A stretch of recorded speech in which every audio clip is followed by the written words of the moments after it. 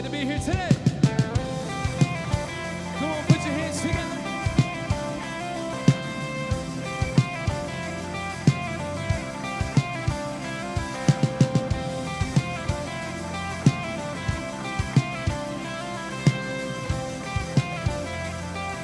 Sing hope like a flood.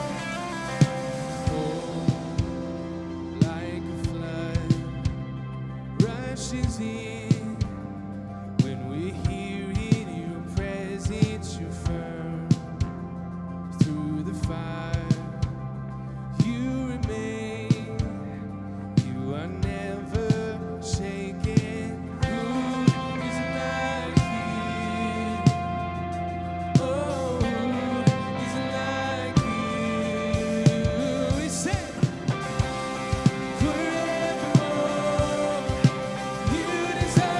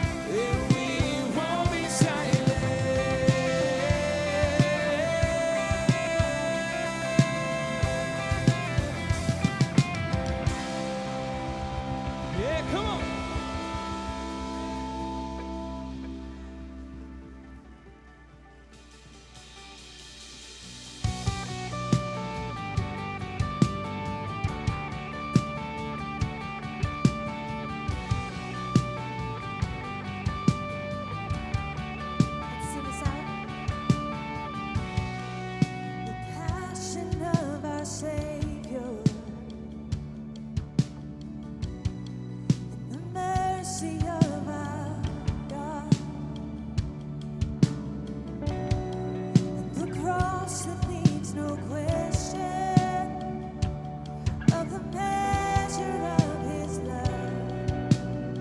Come on, every voice, let's sing this out. Our chains are gone and our debt is paid, 'cause the cross has overthrown the grave.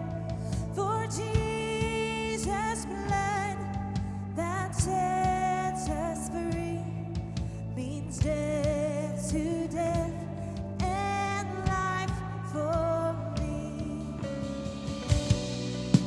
The innocent judge guilty, the wealthy one walks free. Death would be his portion, and our portion liberty. Come on and sing, our chains are gone. And our chains are gone, and our debt is paid. The cross has overthrown the grave. For Jesus' blood that sets us free means death to death and life for me.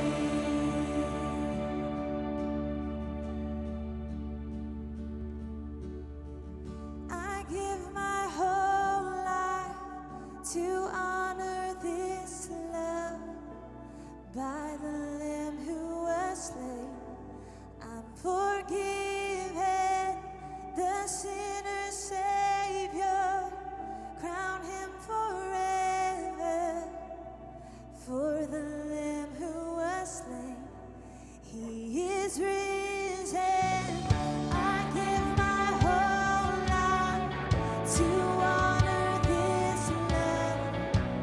By the Lamb who was slain, I'm forgiven. The sinner's Savior, crown him forever. For the Lamb who was slain, he is risen. I give my whole life to honor this love. By the Lamb who was slain, I'm forgiven. The sinner's Savior, crown him forever. For the Lamb who was slain, he is risen. Our chains are gone, our debt is paid, 'cause the cross has overthrown the grave. For Jesus' blood that sets us free means death to death and life for me. Our chains are gone, our debt is paid, 'cause the cross has overthrown the grave. For Jesus' blood that sets us free means death to death and life for me. Means death to death and life for me. Come on and lift it up.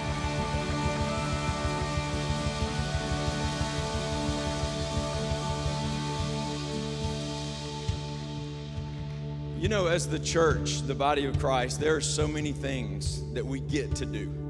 I mean, we get to do. The Bible says that all of heaven rejoices when one person, when they turn their heart to God, when one person says, hey, I want to follow Jesus, all of heaven rejoices. I don't think we have any idea what that looks like or what that sounds like. And I think when we try to figure it out, I think it's bigger and more than we could ever imagine. Well, what we get to do this morning is we get to join in that celebration with some people that have made this decision to turn their lives toward God, to follow God. And so they're rejoicing in heaven. So what we're going to do as a church family, is we're going to rejoice with these that have made that decision, and they're going to make that decision public through water baptism this morning. And if that doesn't get you excited, I don't know if anything will today.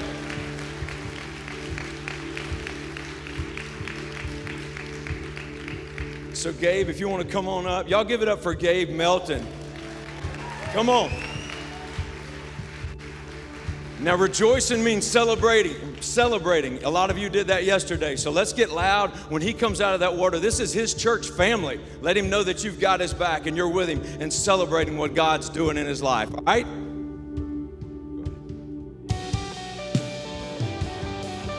Church, come on, let me hear you. Come on. Congratulations, Gabe.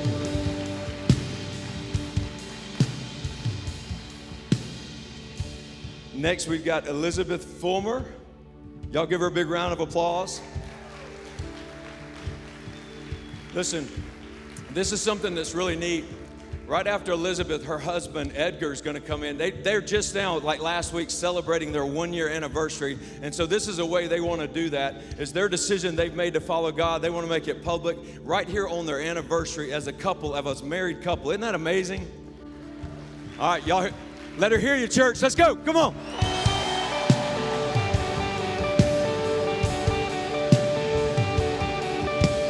Congratulations, Elizabeth. Y'all give Edgar a round of applause. Come on.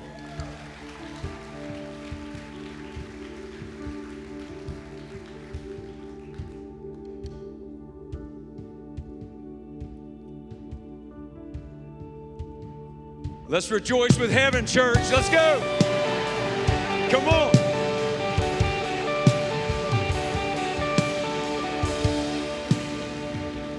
Guys, what this is life change. This is like, I'm going this way, and now I'm going to go God's way. This is purpose. This is potential. These lives will forever be different because of next steps that they're taking right now. Can we put our hands together and celebrate what God's doing? Come on, come on, bigger.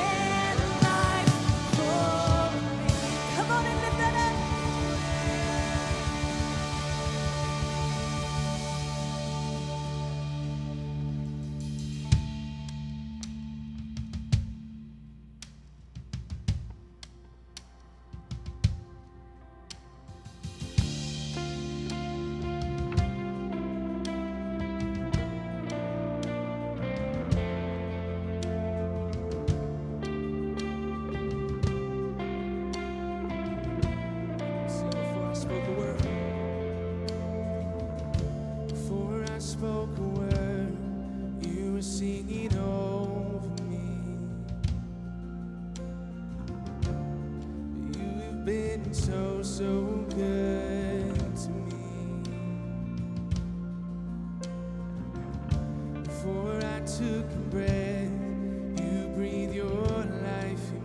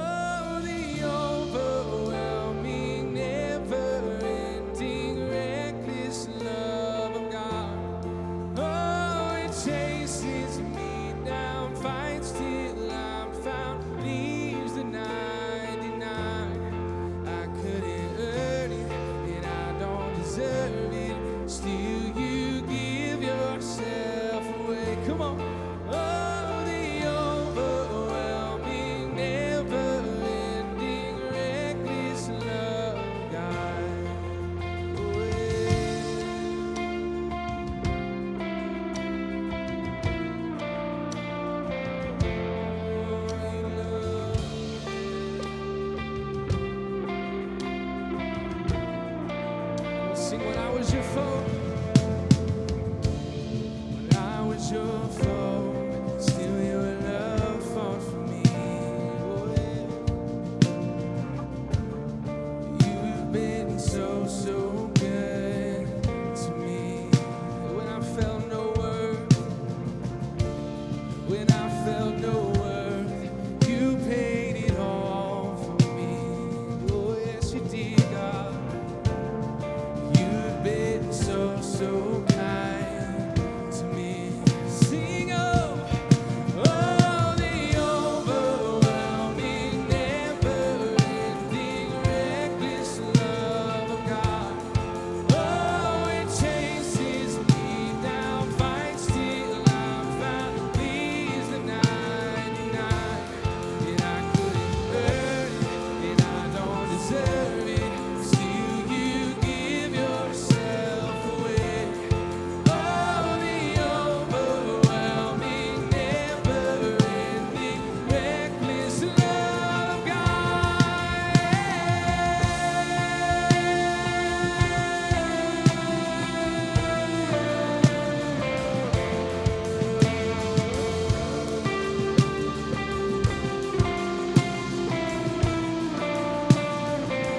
There's no shadow you won't light up, mountain you won't climb up, coming after me. There's no wall you won't kick down, lie you won't tear down, coming after. Come on, believe it, sing it, come on. There's no shadow you won't light up, mountain you won't. Yeah. There's no wall you won't. There's no shadow you won't light up, mountain you won't climb up, coming after me. Oh no, there's no wall you won't kick down, lie you won't tear down, coming after me. There's no shadow, no, there's no shadow you won't light up, mountain you won't climb up, coming after me. Oh yeah, there's no wall you won't kick down, lie you won't tear down, coming after me. Oh, the overwhelming, never-ending, reckless love of God. Oh, it chases me down, fights till I'm found, leaves the 99. And I couldn't earn it, and I don't deserve it. Still, you give yourself away. Oh, the overwhelming, never-ending, reckless love of God.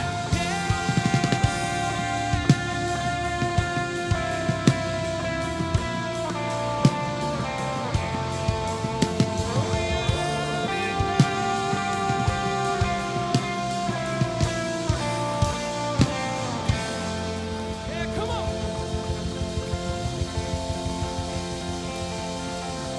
Come on, church, give me praise. Hey, thank you, Jesus. Thank you, Jesus.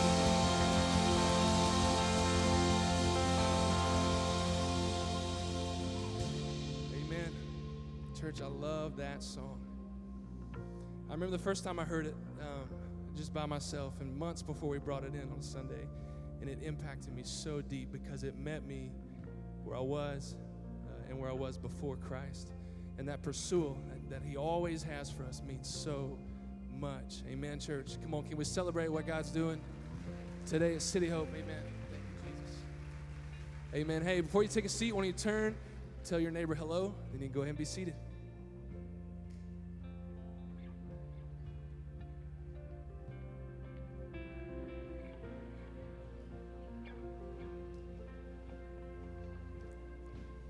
Good morning. Welcome to church. Who's excited to be here? Yeah, me too. My name's Dale. I'm one of the pastors here, and I want to welcome you to church. If this is your first time with us, I'd love to invite you to stop by a place on your way out It's called The Square. It's on the other side of this wall. And we won't keep you long, but we would love to just meet you, shake your hand, and personally thank you for being with us, and we'll give you a gift. But we do appreciate you being with us. Listen, I want to give you a quick update on some Hurricane Michael relief efforts that's happening here through our church. First thing, let me say this. If you're anything like me, if something's not directly impacting you, we have a tendency over time to just push it to the side and keep living our life as usual. I want to ask you not to do that in this situation. Man, they need our prayers. The people in the Panhandle that's been impacted, they really need our prayers. So keep them on your list. Don't put it in pencil, put it in ink. It's going to be months, potentially years. We just need to keep praying for them and keep them in front of us. We've partnered with a couple churches there. We're doing some stuff. We're going to keep the giving opportunity open for a while. We don't know. So if you want to give toward our endeavors there and help them out, please do that. We had a team actually go this last week, a group of people go over and serve, some for 2 or 3 days, some for 5 or 6. And the devastation is real. They're going to be in cleanup mode for months, potentially years. Rebuild is going to be years and years. So what we want to do is we're going to continue to send groups and teams on a regular basis. We're figuring it out with the churches that are over there. And so if that's you and you want to get involved and be a part, let us know. You can go to our website, sign up, and then we'll get some schedules out of when those teams will be going. Some will be during the week, some will be on the weekends, but just whatever works for you. Let's help our neighbors out. If we were in their shape, we would want help coming in and helping us out. So let's help them. And you know, I know I stand up here a lot and I'll say, you know, something I love about our church, I say that a lot because the list is long. But another thing I love about our church is your heart, our heart to serve outside of the walls. And when something like this happens, it just kind of comes to the top and you can't help but see it. From the people that went over this week, from those that are on the list to go, and it just makes me think about what happens every single weekend. Those that are serving back with our babies, with our kids, those that are going correctional facilities on the weekend around every single one of our campuses. Our team of volunteers is amazing. And I know you believe that as well. So I want you to do me a favor. Put your hands together and let's celebrate our volunteers. You're not doing that near big enough. There it is. For you that are on our volunteer teams and you that aren't, let me tell you this. This doesn't happen without our volunteers. It just doesn't happen. So what I want to tell you is our teams are great, they're amazing, and there's a lot of people on them, but there's room for you and we need you. And the next step for you to get on one of our teams is to come through our next class. It'll be right here today. It's every Sunday, but it'll be right here today at 11:30. And maybe you've already been through next, but you haven't jumped on a team. Jump on a team. Let me tell you, we can do more. There's more vision. It just takes more people. So let's get behind this thing. Jump in next. Jump on a serve team and see what God does. I think we're amazed now, but we'll really be amazed when we all get behind this effort. Let me tell you about one thing that is coming up next week. I want to tell you parents about, mom and dad, in an effort that we have to fight for your families. We're going to have child dedication opportunities at every one of our services next week. And what this is, I know what you want as a mom and dad. I'm a dad. I get it. You want God's plan, God's purpose, and God's potential to come in and through your child's life. So what this is an opportunity for you to come dedicate that child to God. And as a church, we'll commit to stand with them, behind them, and walk with them through this journey. So let's do that. And if you want to be a part of that and you want to sign your child up, you can go online, you can sign them up, or stop by the square. Well, before Pastor Trey comes with the first part of the Citizens series, there was something else. I totally drew a blank right there in front of everybody in the church today. So I'm just going to turn it over to, I know we got some stuff coming up, some stuff happening. Dude, that's embarrassing. That's that thing you don't want to ever happen right here. But anyway, we got some neat things happening. Turn your attention to the screen and check it out.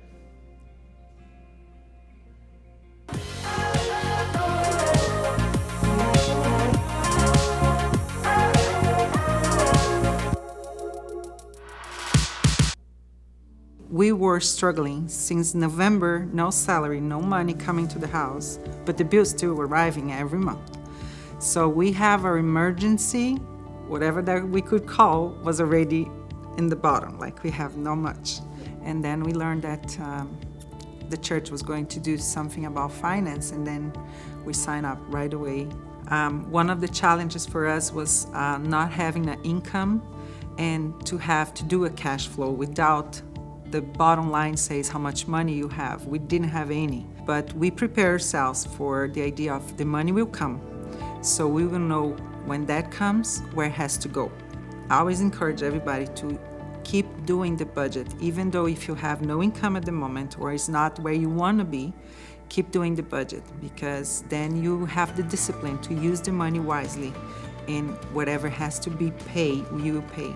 And that is a principle that we live now and that we're going to pass it on to the next generation, because this was the only reason how we will stay alive, let's say, by God's grace and by the savings that we put aside. And like David say, don't go spend your money and celebrating everything. And one of the jokes he does is say, the next time I see you in the restaurant, I hope it because you're working there and not just spending the money, because it's very easy. If you don't budget for it, the money's gonna go.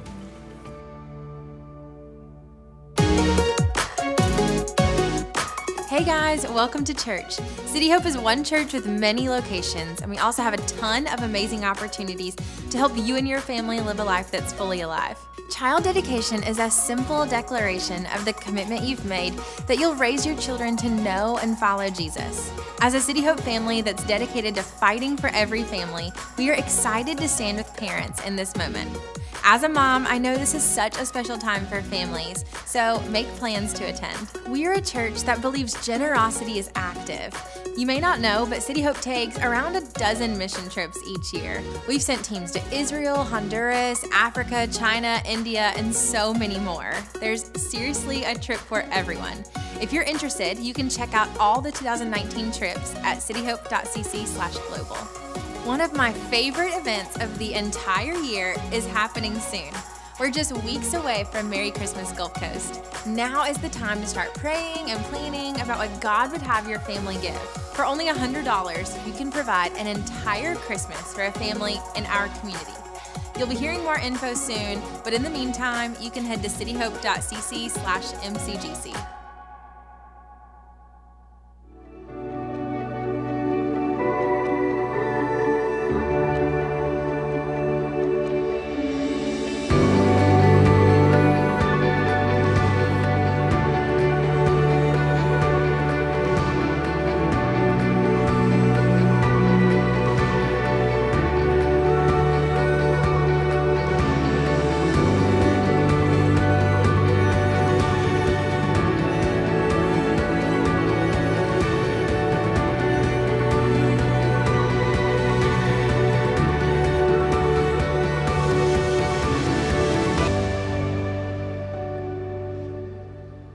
What's up, City Hope Church?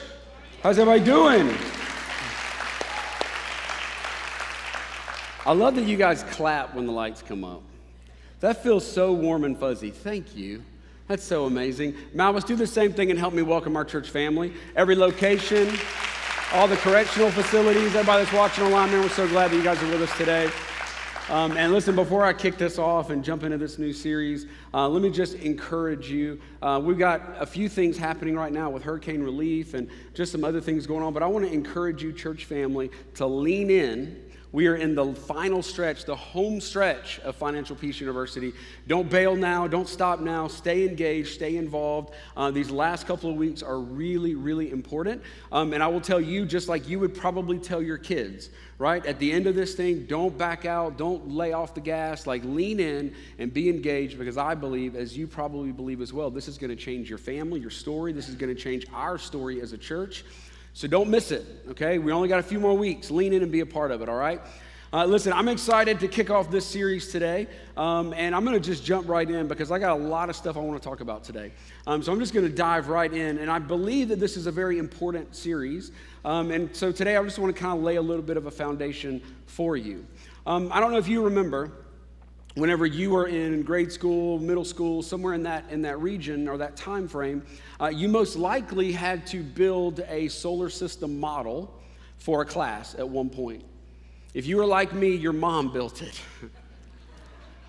I got the points, but my mom built it, right? But at some point, we had to build a solar system model. And if you'll remember, the sun was the middle of that model. The sun was in the center of that model, and the closest planet to the sun was Mercury. Mercury is 36 million miles from the sun. 36 million miles. That's unbelievable. It's incredible. But what that means is because it's so close, it's an extremely hot planet. Like 800, 900 degrees. It's crazy hot. At the other end of our solar system is a teeny tiny planet called Pluto.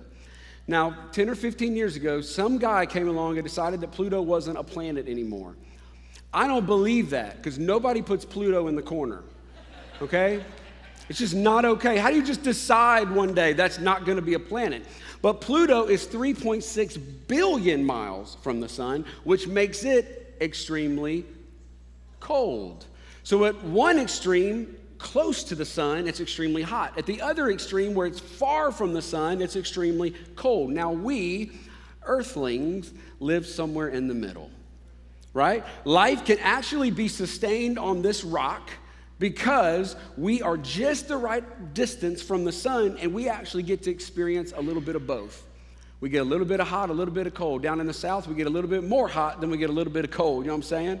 Talking to a friend a couple weeks ago in Michigan, and he's like, we get way too much cold. 5-6 months out of the year, it is like frigid, freezing. Okay, so on earth, we get a little bit of both. We get seasons. And depending on where you live, there are times of the year that you wonder if the sun even exists anymore on this planet, right? Now let's connect this real quick to our spiritual life. The thing about most believers on this planet, most Christ followers, is that we live very much like Earth. It's fitting, actually, that we have a spiritual life that's very much like Earth. We experience a little bit of hot and a little bit of cold, but most of our life is spent in the seasons between both as a Christ follower. We bounce back and forth, and at times we're so cold in our spiritual life that we wonder, does God even exist? Is the sun even around anymore? Did the thing burn up? Is it gone? I grew up literally living this way, wondering, is this whole thing even real? Like there are times in my spiritual life that I'm like, is it really all it's cracked up to be? Like I've read the stories, I've been to church, I've done all the things. I went to youth camp and I went to this retreat and this conference, and I went to church every stinking weekend, and I was in small groups and I was in classes and I did all the things, but yet I still experienced this back and forth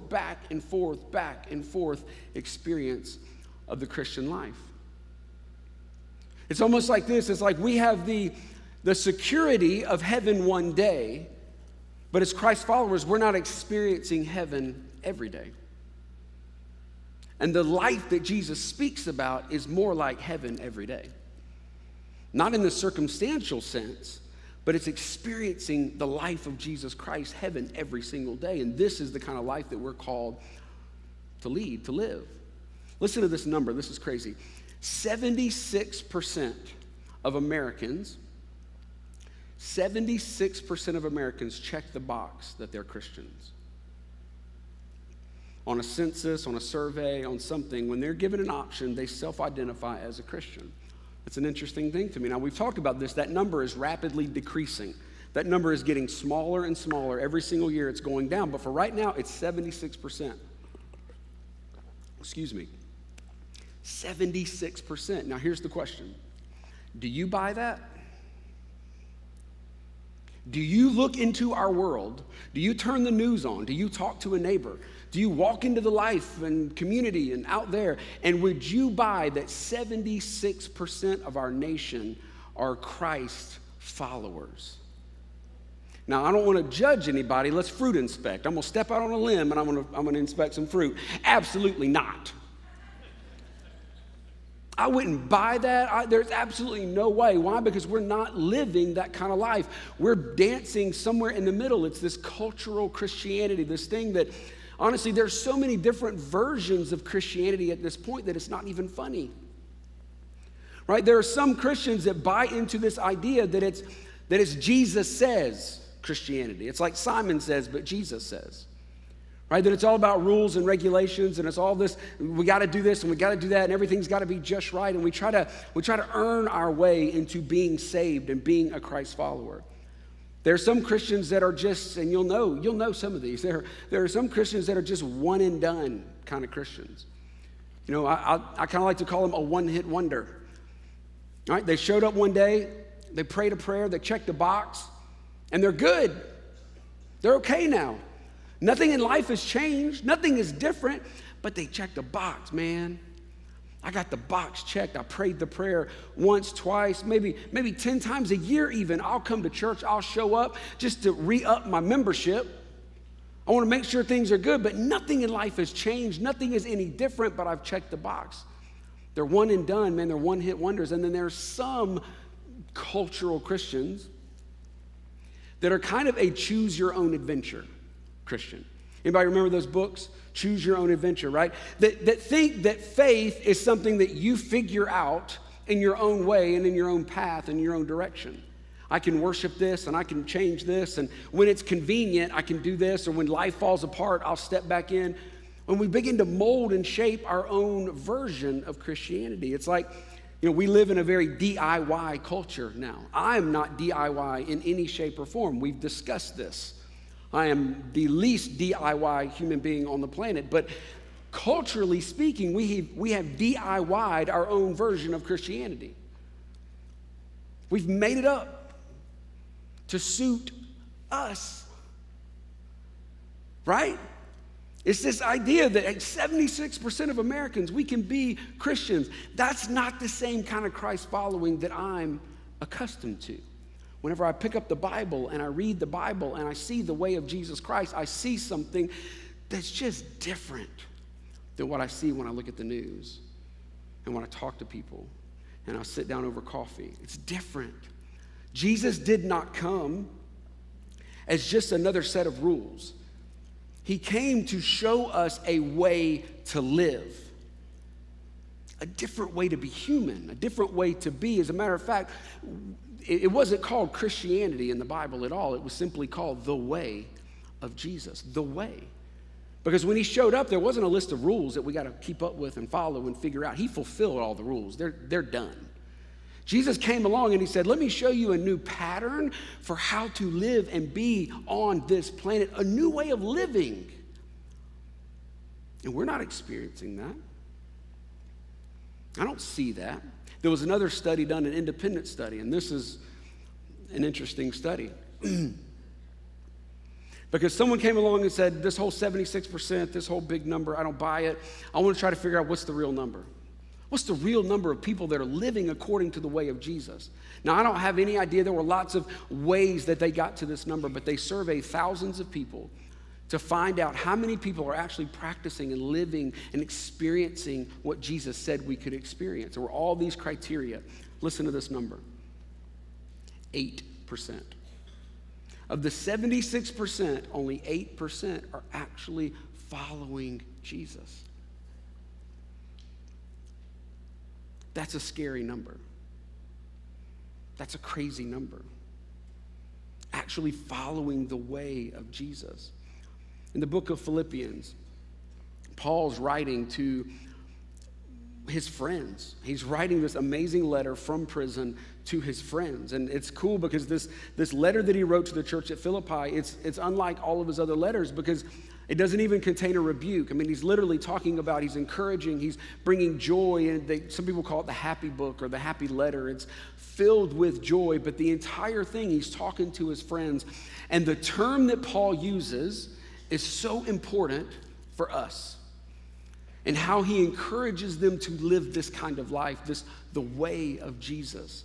In Philippians 1, verse 27, Paul says this. He says, above all, you must live as citizens of heaven, conducting yourselves in a manner worthy of the good news about Christ. Citizens of heaven. Wherever you are right now, don't live as that, live as citizens of heaven. And what's really amazing is this works for us. Like, I feel like we could probably get there pretty easily. But whenever you put yourself in the context of when Paul was writing this letter, it's fascinating because Philippi, not only was it a church and a city that he just loved and he adored, but Philippi itself was a Roman colony. So Philippi was 1,000 miles away from Rome. Listen, 1,000 miles away from Rome. But every single person that lived in that colony was a Roman citizen. They enjoyed the benefits of being a Roman citizen, even though they were not in Rome. They had the power, the authority, the prestige. They had everything. The city even began to look like Rome over years and years. All the Colosseums began to be built, and all these things began to happen because it was a colony away from. So Paul's speaking their language. He said, hey, listen, just the same way you enjoy being a Roman citizen, but you're not in Rome. You're in this little bitty city, this little bitty part of the world that's surrounded by a completely different culture and way of life. But yet, just like you are a citizen of Rome, this is what I'm calling you to be on this earth. That you reside here, but you're a citizen of heaven. You live here, you're a part of that place, but really, your authority, everything, all the promises and all the stuff is connected back to something greater. And he says, hey, live like it. He says, live like it.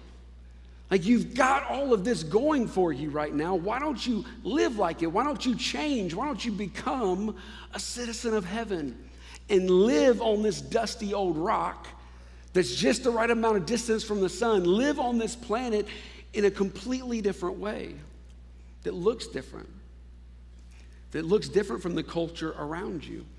It's so fascinating to me, Paul's language and the way he's talking about this. You know, anytime you travel overseas, it's really funny to me because you could always spot an American.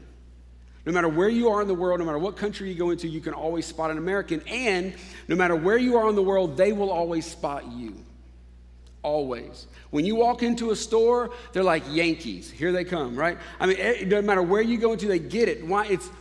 It's the way we order food. It's our preferences. It's the way we dress. It's the way we talk. It's all these different things that ultimately tell the world who we are. Why? Whenever I got my passport or whenever I go through customs, there's never a list for me to check off on how to live as an American overseas. There's never a rule. There's never rules of this is how Americans talk, or this is how we dress, or this is what we do or don't do overseas. Right? There's none of that kind of stuff, right? It's just who we are. Why? Because we're so ingrained in the culture of America, it exudes out of us. No matter where we go, we can't shake it. We can't get rid of the smell of America on us no matter where we go. Right? We're just ingrained in it. In other words, let me say it this way. Every one of us, we have been shaped and formed by the culture that we're in right now. Good, bad, or ugly. That's not what I'm talking about. I'm just simply making the point that you exude the culture of America because you are ingrained in it. And this is what Paul's saying about being a citizen of heaven. Be so ingrained in the culture of God and the culture of the way of Jesus Christ that everyone around you just goes, whoo, this guy's completely different. He must be a citizen of another place. He's got an authority. He's got something else about him that's completely different. He must not be from here. He's living here, but something's different. He's not really from here. I like to drink tea from time to time. My wife is a massive tea drinker. I mean, every day she drinks all the incredible teas. I only drink a cup every now and then, whenever I really, really want it or need it or whatever. But the cool thing about tea is the moment you put the tea in the hot water, something incredible happens. The water begins to change. It begins to take on all the nutrients and the antioxidants and all the positive stuff that comes. It's immediate. It's absolutely immediate. But listen, there's no separating the two once they've been connected. Once they've been steeped, there's no way to ever go back and separate the water from the tea. It's now permeated. It's now together. It's now one. And this is the picture that Paul is giving us. The picture that he's telling the church at Philippi. He's saying, hey, listen, live a life that's steeped in God to the point that you can't be separated. Your life is different. All of a sudden, the hot and the cold has nothing to do with circumstances, has nothing to do with the news, has nothing to do with the hate in our world, has nothing to do with what's going on. It's who you are on the inside because you're so steeped in Jesus Christ that you cannot be separated from the nature and the traits and the character of Jesus Christ. Can't be separated. It's impossible. Because once you're steeped in him, you are him. You're a part of him.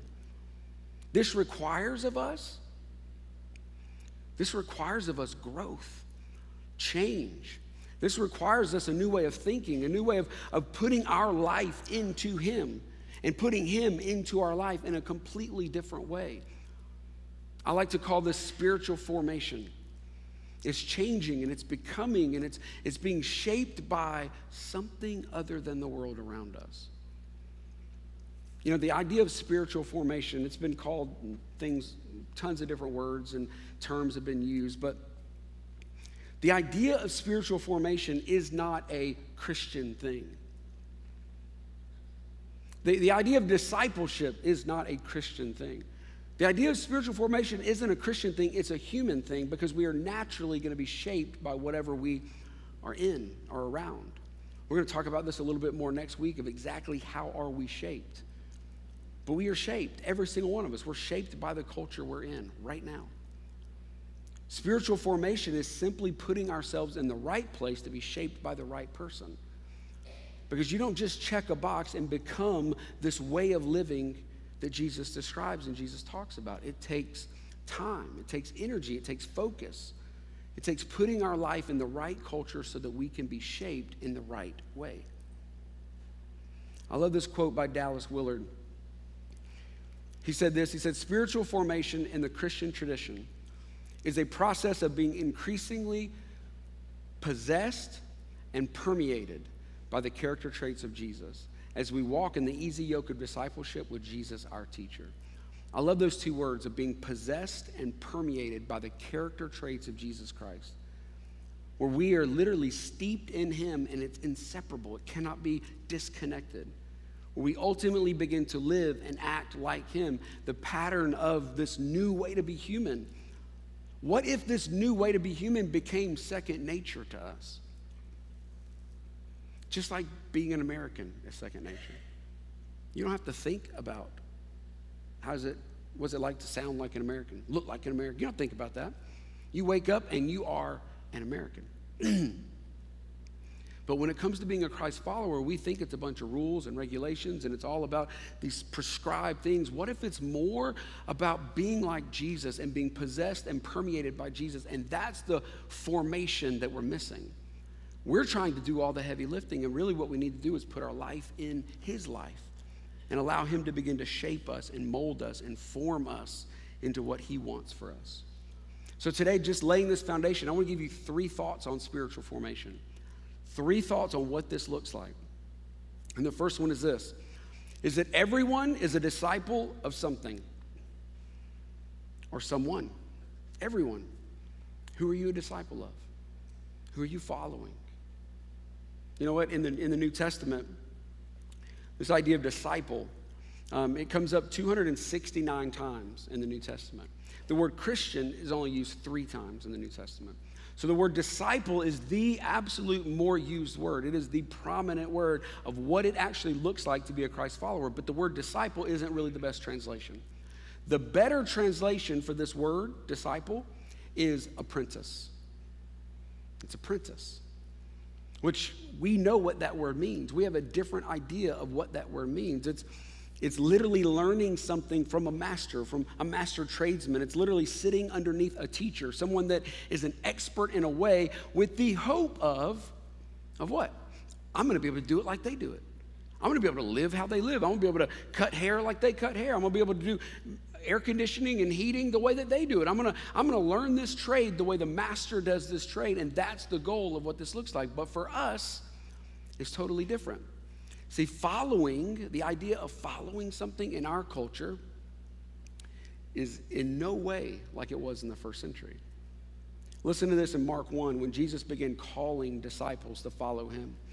It says this in Mark 1, one day as Jesus was walking along the shore of the Sea of Galilee, he saw Simon and his brother Andrew throwing a net into the water, for they fished for a living. And then Jesus called out to them. He said, "Come, follow me, and I will show you how to fish for people." And so they left their nets at once. What in the world, right? Have you ever just stopped when you're reading the Bible and go, wait a minute, what? I mean, these guys are fishing, they're making a living, they're living their life, and Jesus just walked up and said just a few words, and they said, all right, mic drop, net drop, here we go, let's do this thing. And they immediately begin to follow, like, this doesn't connect. This is not our culture, right? This is not how we do it.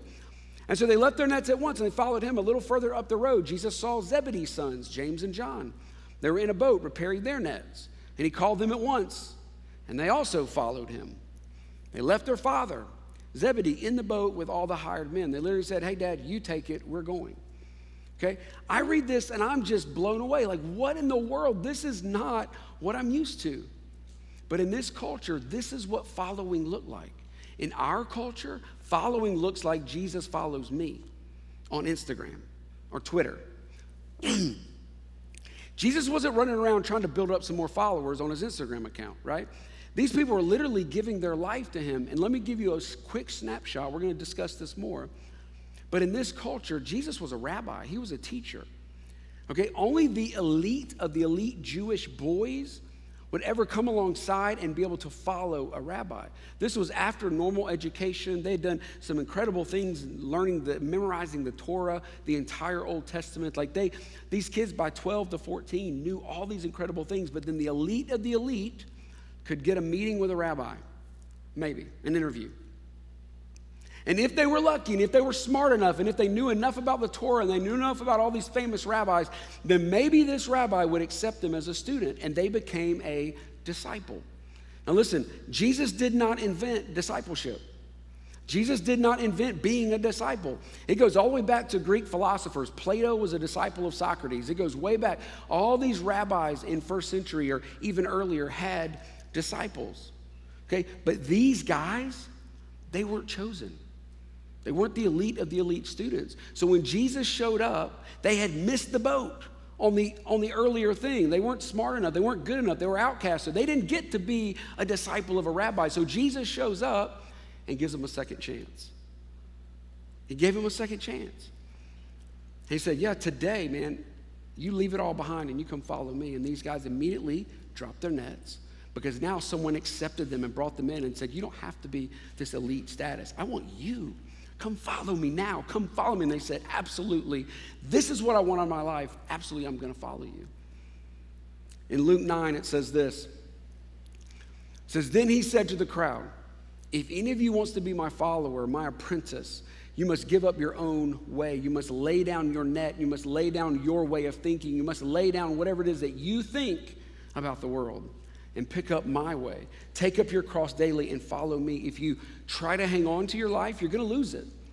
But if you'll give up your life for my sake, you will save it. You will save it. Jesus says, listen, to follow me means that you follow me.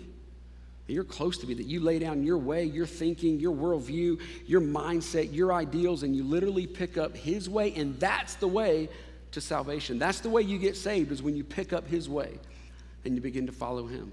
Everyone has a disciple. I mean, everyone is a disciple of someone or something. The second thing I want you to get, and I'm going to try to get to this one quick because next week I'm going to unpack this a little bit more, is that spiritual formation takes practice.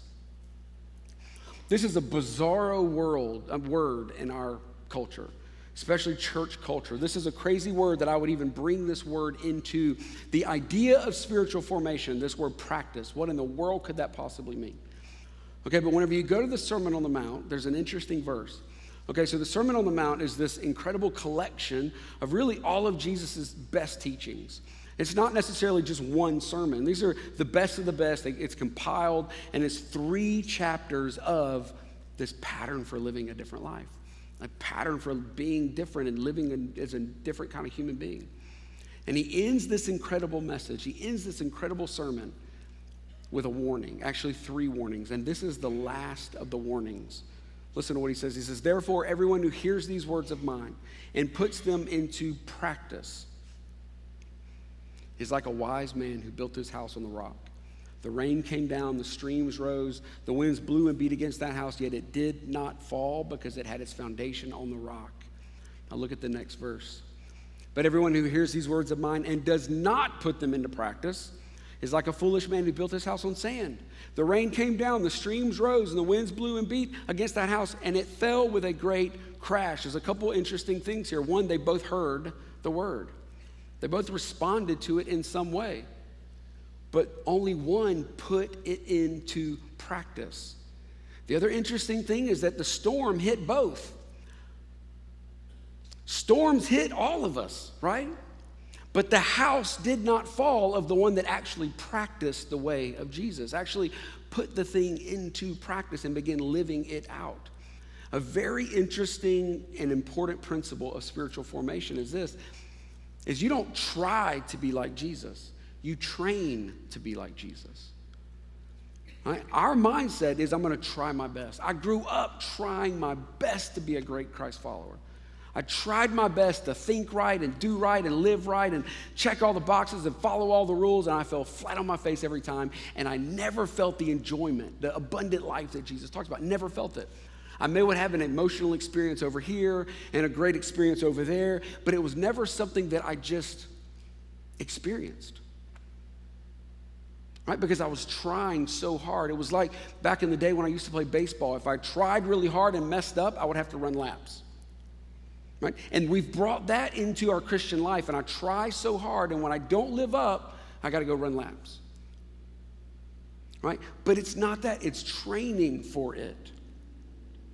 Yesterday, you guys participated, most of you participated in a really great ritual, especially in this part of the country, college football. Right? And you sat around a television, and you watched football, and you talked football, and you listened to professionals talk football, commentators, and you listened to all this knowledge and stats and who should be doing what, and you heard all of this, and then you take all that information and you go sit with your friends and you talk about all this amazing information. And what if he were to do this? And did you see how many yards he got? And he caught that pass and he did this. And you know all the information, but guys, you could not step on that field and play that game. That would be so funny. Right? You're a big dog, man, when you start talking it. You know the stats, you know the knowledge, you got it all locked in up here, but put you in some pads and put you on a field with a bunch of 19, 20-year-olds, and we would all just bust a gut laughing at you, because actually knowing it and doing it are two completely different things. If you wanted to get on a football field, where would you start? In a weight room, around a track, on a field practicing. Right? You wouldn't just step out in the game and all of a sudden be able to play at that level. It takes practice. It's the same thing with our spiritual life. It's day in and day out practicing the way of Jesus. It's learning how to be a Christian. It's learning how to live this kind of life. We think that God's just going to make it happen. I checked the box. Why didn't I change? Because you are a sinful human being with all this nature inside of you that you've got to work out, practice it out.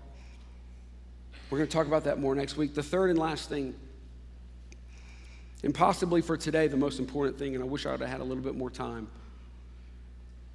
is the best part about following Jesus is Jesus. The best part about following Jesus is Jesus. And if we're not careful, we miss that. Because we want the promises, and we want the good life, and we want the blessed life, and we want all these amazing things in life. And we think he's going to pull us out of circumstances, and he's going to do all these incredible things. But guys, the best part of being an apprentice to Jesus is that we get to be with Jesus. And the moment we miss that, the moment we become a religious Pharisee, where it's all about do's and don'ts, and it's all about checking boxes, and it's all about this other thing entirely. If we miss the point of being with the rabbi, then we've missed the point entirely, completely. Spiritual formation begins right here with being with Jesus. Those young students, as they followed their rabbi, their goal was to be just like the rabbi. As a matter of fact, the term carbon copy is a great example of what those students are trying to achieve. They're trying to become a carbon copy. They're trying to learn the mannerisms, the way that they think, the way that they act, and the way that they do that is by staying extremely close to them, 24/7. They would not leave their side. They would eat with them. They would travel with them. As a matter of fact, there was an ancient blessing that said, "May you be covered in the dust of your rabbi." It was a blessing because basically you were a good student and apprentice if you stayed so close that you were literally covered in the dust of their feet because you were so close to them. All the roads were dusty, right? No paved roads. right? It was a blessing of, man, may you stay so close that you're covered in the dust of the rabbi. This is our hope, our dream, our desire, the first and primary goal of spiritual formation. The being an apprentice of Jesus is being connected to constantly Jesus Christ, having an awareness of Jesus Christ constantly. It's always being with him and pursuing him. This is what we are after as Christ followers. All the other stuff comes second. The best part of following Jesus is actually Jesus. It's being with him. It's being in his presence. And because of the Spirit, we can be all the time. We can be with him. St. Patrick said it this way. He said, Christ be above me, Christ be beneath me, Christ be behind me and in front of me, and Christ be within me, just surrounding me. And Jesus himself, he used the word abide. In John 15, this is what Jesus said. Jesus said, abide in me and I in you. As the branch cannot bear fruit by itself unless it abides in the vine, neither can you unless you abide in me. To go back to that tea analogy, right? It's being connected and permeated and abiding with Jesus. Brother Lawrence, ancient text, Brother Lawrence would say we're practicing the presence of God. Practicing the presence of God. Learning to live with him day in and day out. To the point that thinking like Jesus becomes second nature. That it becomes the normal thing in our life is that we almost like the needle of a compass always returns to north. Our minds and our hearts will just always return to the way of Jesus. It's what scientists call neuroplasticity. Over time, you think about the same thing over and over and over again, and eventually that's what you will think first and foremost. Paul calls it renewing of the mind. You constantly come back to the same thing, to the point that eventually, like a needle returns to north on a compass, your mind will return to the way of Jesus Christ the more you spend time with him and you know him and you get to know him. And the second goal is to become like him, but that's secondary to knowing him, being with him, spending time with him, in his presence, truly knowing him. This is how we become a citizen of heaven. One more Dallas Willard quote, and I'm going to wrap it up. Dallas Willard said this. He said, the greatest issue facing the world today, with all its heartbreaking needs, is whether those who are identified as Christians will become disciples, students, apprentices, practitioners of Jesus Christ, steadily learning from him how to live the life of the kingdom of the heavens into every corner of human existence. Will we live this kind of life? Are we going to take this serious? Are we going to be the kind of church, the kind of people, the kind of family, the kind of believers that takes the way of Jesus serious? Are we going to just keep ping-ponging between this cultural idea, this DIY idea of Christianity, or the way of Jesus Christ, and live life different? And we're going to talk about this for the next few weeks. But one other interesting point as I close, and I mentioned it a minute ago, but it was interesting who Jesus allowed to follow him.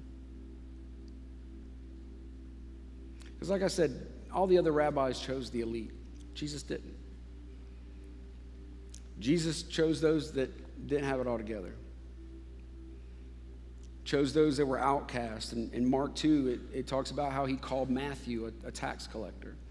How he called all these different people to him that were literally outcast in society, or they were just average people, just everyday people that did not make the cut of the religious system. And yet Jesus came and he said, hey, will you come follow me? Jesus was even the first rabbi to invite women to come follow him.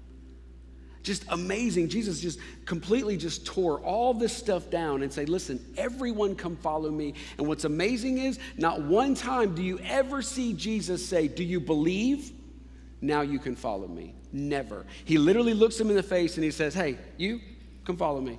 Hey, you come follow me. He never sets up that they have to believe before they can follow. He just says simply, come and follow me. He was a new way of thinking. No one would have believed in him yet, but he literally just said, come on, everybody, come on, everybody, come on. Right now, you don't have to live up to something. You don't have to know all of this stuff. You don't have to change first. Listen, religion says that you got to change before you can follow Jesus. But Jesus says, hey, come follow me, and then you will change. Then you will change when you follow him. There are people in this room and at every campus right now that you're not following him yet, because you don't think you could live up to a standard, or you're just not sure about this whole thing. And what he would say to you right now is just follow. All those other things are going to begin to fall into place. He's going to answer your questions, whether you're a doubter, a skeptic, whether you're confused, whether you don't even believe this whole thing, and there are parts of the Bible that you're like, I don't even know that I get this stuff. Jesus would say to you, just begin following me and give me the opportunity to answer those questions. Give me the opportunity to share this life with you. Jesus would say, just come follow, man. Belong, be a part of something where there's life. Do this for me. Bow your head and close your eyes. If that's you today and you just say, today's the day I need to follow. I need to make a decision. I need to begin following Jesus Christ. And yeah, I don't have all the answers yet, and I've got doubts, and I've got questions, and I've got all this stuff going on, and I'm just going to trust that as I follow him, it's all going to connect, and God's going to begin putting the pieces together and begin changing my life and bringing life into me. And if that's you today at every campus, I just want you to raise your hand. If you say, today, I need to give my life to Jesus, I want to follow him, I want to go all in, whether the answers are there or not, I want to go all in. Go ahead and raise your hand right now. I see half a dozen hands right here, and I'm sure there are hands at every campus right now. Let's pray this prayer together. Everyone, out loud, let's pray this prayer. Jesus, today I want to follow you. I want to go all in. I may not have all the answers. I may still have some doubts, but I want to follow you. I want to belong to you. I give you my life. I give you my heart. In Jesus' name, amen. Amen. Can we just celebrate that for a second? Thank you guys so much. What an amazing day. Thank you.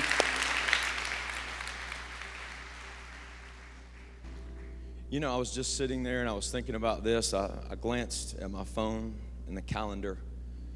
And 22 years ago this month, I raised my hand, just like some of you did in this room. And I had no idea what I didn't know, but I didn't know much. I just know Jesus that morning at a church said, hey, follow me. And I gave everything.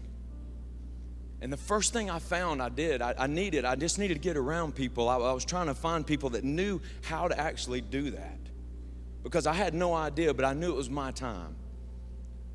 At the end of a service, just like this, I stepped out of a pew, and I came to the front, and I didn't really know what I was looking for. I just knew it was time to follow. And man, thank God there were people there just like there are here that said, hey, come on, let me help you. You don't have to try to do this. You can train to do this. And I don't know about you, but I don't like to train to do anything alone. And if you raised your hand or you prayed that prayer and you didn't raise your hand, we don't want you to train alone. And we'll make this you can make it as public as in a moment we'll have a ministry team here. When everybody's exiting, just slip on up here and tell somebody, say, hey, he called me to follow him today, and I'm dropping everything. I'm following him today. Or maybe that's not you, and you're like, man, that's a little too public for me, Dale. On your way out, stop by the square. Find somebody in a serve shirt that says, hey, I'm here to serve. Just say, hey, he called me to follow him today, and I'm doing that. Or if you really want this thing to really be quiet, there's a card in the seat back in front of you. Just fill it out, drop it in a box. And I'll tell you right now, this isn't for the number. Somebody will contact you and say, hey, let's train together. Let us help you. Because again, there's so many things we don't know. Let's do this together. One more time, can you give a big round of applause for those that raised their hand and said, hey, today's the day. I'm going to follow. That's what it's all about. So if you will, stand with me. Church, I love you. It's been an amazing day. If you raised your hand, you prayed that prayer, please step to the front, stop by the square, fill out a card, do something, let us know, and let's train together. Hope you have a phenomenal week. We love you so much. God bless you.